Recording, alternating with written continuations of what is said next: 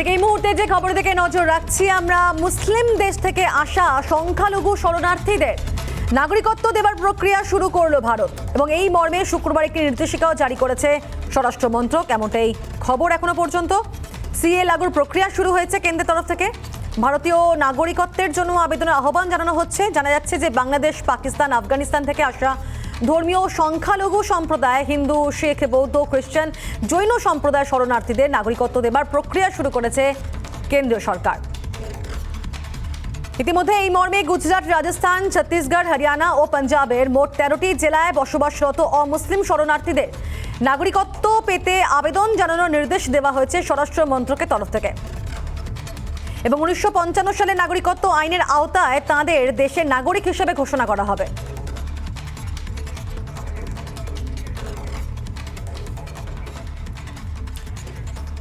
ঠাকুরনগর থেকে সরাসরি রয়েছেন বিজেপি সাংসদ শান্তনু ঠাকুর রয়েছেন। আপনাকে অনেক স্বাগত রিপাবলিক বাংলা। এই যে কেন্দ্রের তরফ থেকে সিএ লাগুর যে প্রক্রিয়া শুরু হলো, ঠিক এই বিষয়টি কতটা ফলপ্রসূ হবে, কতটা সুবিধা পাবে যারা শরণার্থীরা রয়েছেন, কি বলবেন এই বিষয়ে?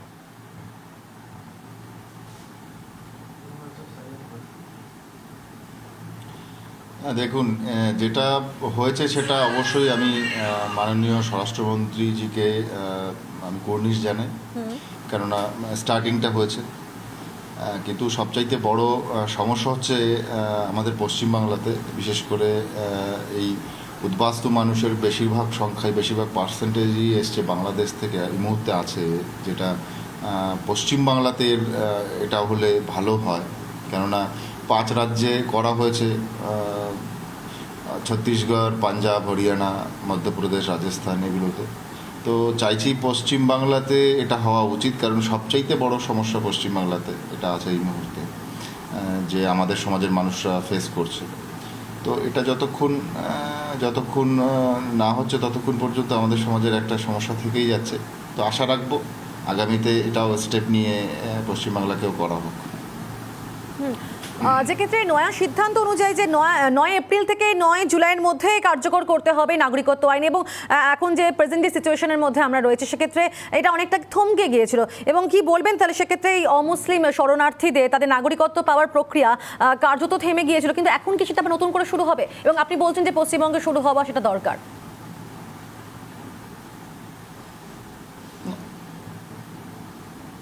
হ্যাঁ, আইন তো এটাই ছিল, কিন্তু রুলটা এখনও আমাদের ফ্রেম হয়নি। আশা রাখছি, আমি মাননীয় স্বরাষ্ট্রমন্ত্রীজির কাছে আমি অনুরোধ করব যে রুলটা ফ্রেম করে অতি শীঘ্র এটা পশ্চিমবাংলাতে চালু করে দেওয়া হোক। পশ্চিমবাংলাতে এটা বেশি জরুরি এই মুহূর্তে। অন্যান্য স্টেটে হচ্ছে ঠিক আছে, এখানেও জরুরি আছে। যদি এটা হয়ে যায় তাহলে মেজর যে প্রবলেমটা আছে, যে সমস্যাটা আছে, সেটা সমাধান হবে আশা রাখি। কিন্তু এই নাগরিকপঞ্জি বা সিএ নিয়ে তো অনেক ধরে যারা বুদ্ধিজীবী রয়েছে সেই বুদ্ধিজীবী মহল তো সরব হয়েছে। সেক্ষেত্রে কি মনে হচ্ছে যে অনেকটা বেগ পেতে হবে?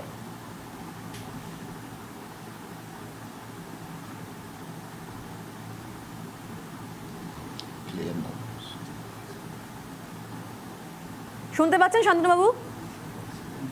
বলছি সিএ নিয়ে তো অনেকদিন ধরেই সরব রয়েছে বুদ্ধিজীবী মহল, কিন্তু আপনারা বলছেন যেটা নাগরিকত্ব কেড়ে নেওয়ার আইন নয়, নাগরিকত্ব দেওয়ার এটা একটা আইন। তো সেক্ষেত্রে এটা অবশ্যই লাভজনক আপনাদের মতে। তো কি মনে হচ্ছে যে এটা কি, যেখানে বুদ্ধিজীবী মহল সরব হচ্ছে, তো সেক্ষেত্রে এটাকে মানে প্রক্রিয়াটাকে চালু করতে কি বেগ পেতে হবে পশ্চিমবঙ্গে?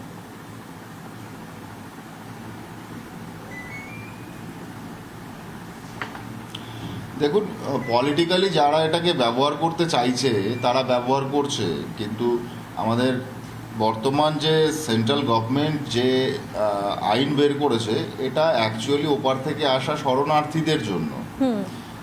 এটা তাদের অবস্থাকে বুঝে, তাদের সিচুয়েশনকে সামনে দাঁড় করিয়ে এটা করা হয়েছে। শুধু পলিটিক্যালি যদি আমি ভাবি তাহলে আমি আলাদা করে ভাববো, আর যারা ভাবছে পলিটিক্যালি তারা ভাবছে উপাস থেকে যারাই আসুক না কেন তাদের সবাইকে নাগরিকত্ব দিতে পারে। এটা হতে পারে না, এটা হতে পারে না। ভারতবর্ষের কেন্দ্রীয় সরকারের সিদ্ধান্ত এটা।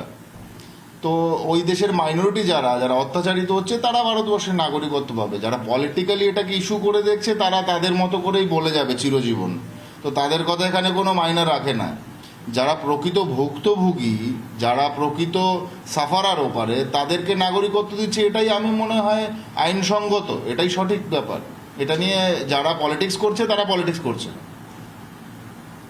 তো সেক্ষেত্রে আপনার কি মনে হচ্ছে যে বিরোধীরা কেন এর বিরোধিতা করছে, রাজনৈতিক দলগুলি কেন বিরোধিতা করছে, কেন্দ্রের বিরোধিতা করছে? সেক্ষেত্রে কি সংখ্যালঘু ভোট ব্যাংক বাঁচাতেই কি এই ধরনের বিরোধিতা করা?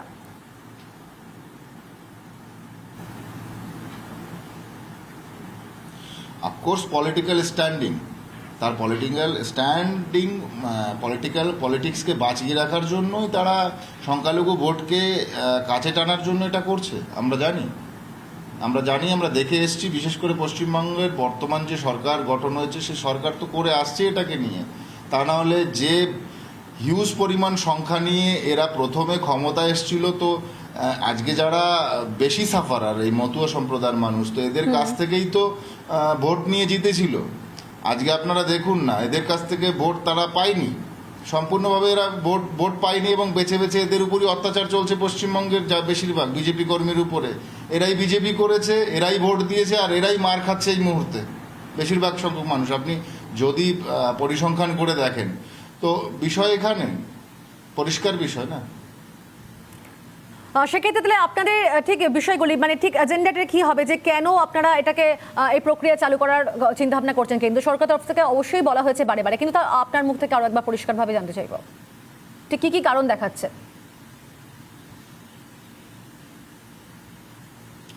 না, এ পাশে অ্যাকচুয়ালি তো ওপাশ থেকে অত্যাচারিত, এ পাশে তো এদের সিটিজেনশিপ কমপ্লিট নয়, যাবে কোথায়? ভারতবর্ষ ছাড়া কোথায় যাবে মানুষগুলো? তো এ পাশে এসে তো এদের একটা জায়গা হওয়া উচিত। বিভিন্ন ইতিহাস যদি আমরা ঘেঁটে দেখি, সেই সময়ের যে চুক্তি দেখি, সেগুলোতে এটাই পরিষ্কার হয় যে ভারতবর্ষে এদের নাগরিকত্ব পাওয়া উচিত, আর সেটাই ভারতবর্ষের সরকার করছে। কিছু মানুষ যারা আদার্স পলিটিক্যাল স্ট্যান্ডিংয়ে আছে তারা এটা নিয়ে বিভিন্নভাবে পলিটিক্স করতে চাইছে। আমার মনে হয় সেই মানুষদের একটু ভাবা উচিত, সিম্প্যাথিক্যাল গ্রাউন্ডে সহানুভূতি অনুসারে একটু ভাবা উচিত যে এই মানুষগুলোকে ভারতবর্ষে জায়গা না দিলে এরা যাবে কোথায়। এটা নিয়ে এইভাবে দিনের পর দিন পলিটিক্স করা উচিত না, এবং যারা করছে তারা আমরা জানি কারা করছে। যাই হোক, এটা নিয়ে আমি আর বিস্তারিত মিডিয়াতে কি বলবো, এটা নিয়ে পলিটিক্স করা ঠিক নয়, সহানুভূতি অনুসারে দেখা উচিত। যখন যা মনে হবে তখন তাই করব, আর এক শ্রেণীর মানুষ সারা জীবন নিষ্পেষিত নিপীড়িত হয়ে থাকবে, আমার মনে হয় সেটা ঠিক নয়। কিন্তু এই সিএ ব্যাপারটা, এটা তো অনেকের কাছে ক্লিয়ার নয়, তাই জন্য অনেকে হয়তো বিরোধিতা করছেন, অনেকে ব্যাপারটি বুঝতে পারছেন না। এ রাজ্য সরকারও বিরোধিতা করছে, পাশাপাশি অনেকেই বিরোধিতা করছে, তো এই ব্যাপারটা অনেকের কাছে ক্লিয়ার নয়।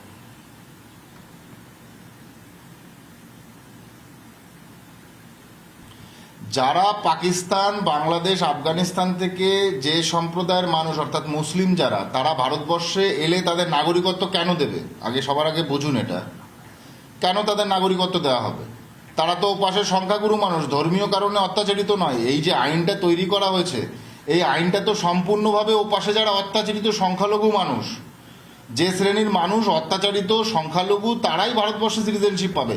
তো এই আইনের আয়ত্তে কেন পাশের মুসলিম সম্প্রদায়, ইসলাম ধর্মী মানুষদের এ পাশে নাগরিকত্ব দেওয়া হবে? আপনি বলুন তো, ভারতবর্ষ থেকে এ পাশের মেজরিটি হিন্দুরা গেলে ও পাশে নাগরিকত্ব দেবে তাদের?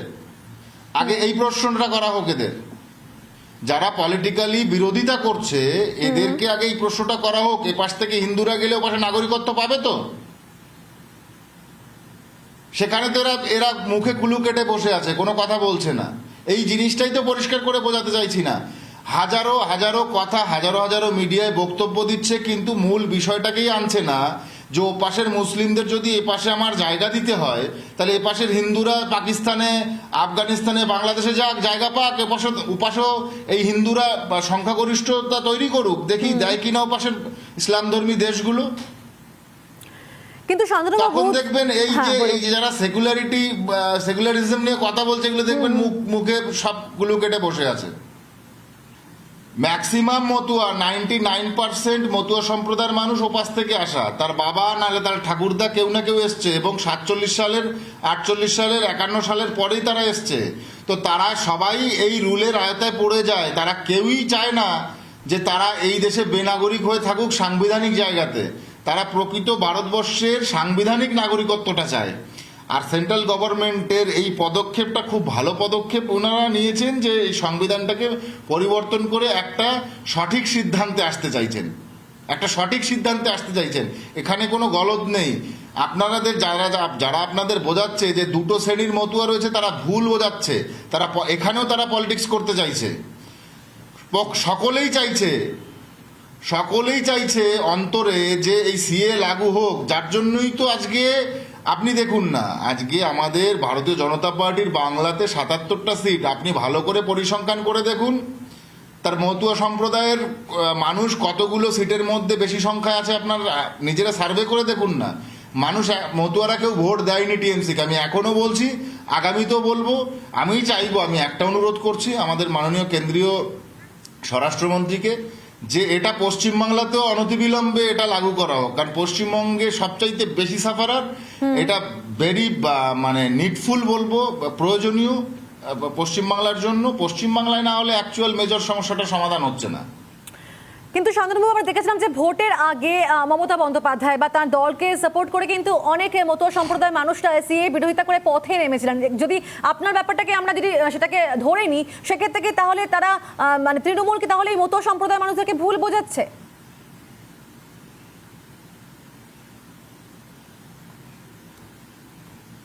অবভিয়াসলি ভুল বোঝাচ্ছে। এই টিএমসি আমাদের যে পশ্চিমবাংলার মাননীয়া যিনি মুখ্যমন্ত্রী, উনি আমার বাড়িতে শ্রীধাম ঠাকুরনগর ঠাকুর বাড়িতে বড়মার কাছে এসেছিলেন মুখ্যমন্ত্রী হবার আগে 10 বার। উনি প্রতিশ্রুতি দিয়েছিলেন সকল মতুয়াদের সামনে, সংগঠনের সামনে, যে আমরা সিএ নিয়ে পার্লামেন্টে তুলব। উনি করেননি কিছু। উনি নিজের ব্যক্তিগত পলিটিক্সকে স্ট্যান্ড দেবার জন্যে উনি যখন যেটা মনে হচ্ছে তখন সেটা করেছেন। এটা তো এখন এই নয় যে তখন আমরা ওনার কাছ থেকে লিখিত নিয়ে এটাতে আমরা ময়দানে নেমেছিলাম।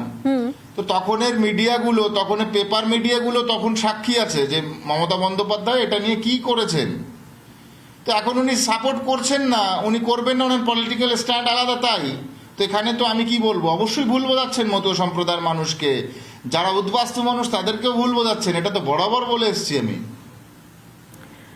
তো বাংলা তো সবচেয়ে বড় একটা সমস্যা অনুপ্রবেশ, এবং আপনি নিজে বলছেন যে বাংলায় এই সিএ লাগু হওয়া দরকার, প্রক্রিয়া ইতিমধ্যে শুরু হয়ে গেছে কেন্দ্রের তরফ থেকে। তো সেক্ষেত্রে এবার আপনাদের স্টেপ কি হবে রাজ্যের তরফ থেকে?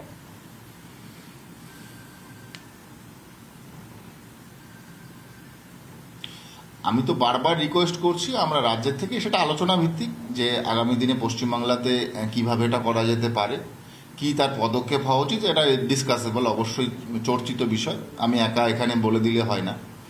তো আমি আশা রাখছি মাননীয় স্বরাষ্ট্রমন্ত্রীর কাছে, কেন্দ্রীয় স্বরাষ্ট্রমন্ত্রীর কাছে, যেটা অনতিবিলম্বে এটা লাগু হোক।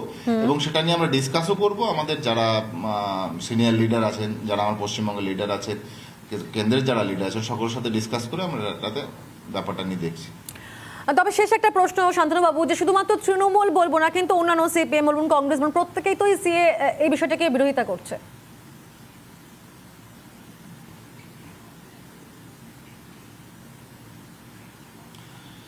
দেখুন, যারা সাধারণ মানুষ তাদের কাছ থেকে আপনারা রায় নিন। শুধু তো পলিটিক্যাল পার্টি নিচ্ছে স্ট্যান্ডটা, যে বিরোধিতা করার জায়গাটা শুধু পলিটিক্যাল পার্টি নিচ্ছে। সাধারণ মানুষ কি রায় দিচ্ছে সেটা দেখুন না। সারা পশ্চিমবাংলাতে কোটি মানুষ উদ্বাস্তু আছে, সেই মানুষদের কি রায় আছে, সাধারণ মানুষের কি রায় আছে।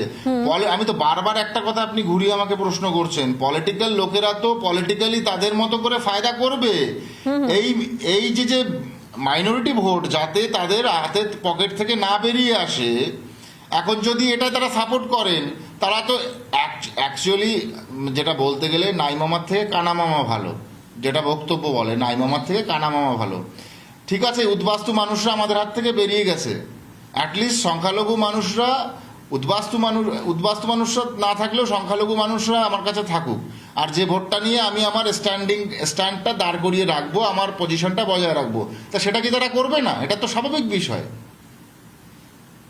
বেশ, অনেক ধন্যবাদ আপনাকে। আমাদের সঙ্গে ছিলেন বিজেপির সাংসদ শান্তনু ঠাকুর। অবশ্যই সিএ লাগুর প্রক্রিয়া শুরু হয়েছে কেন্দ্রের তরফ থেকে, এবং এ নিয়ে আমরা বক্তব্য শুনলাম যে শান্তনু ঠাকুর তিনি কি বলছেন। তবে আপনি জানিয়ে রাখবো যে ভারতীয় নাগরিকত্বের জন্য আবেদন জানানো হয়েছে কেন্দ্রের তরফ থেকে, এবং আফগানিস্তান, পাকিস্তান, বাংলাদেশ থেকে আগত অমুসলিম শরণার্থীদের প্রাধান্য দেওয়া হবে, এবং দেশের 13টি জেলার সংখ্যালঘুদের প্রাধান্য দেওয়া হবে কেন্দ্রের তরফ থেকে, এমনটাই জানানো হয়েছে।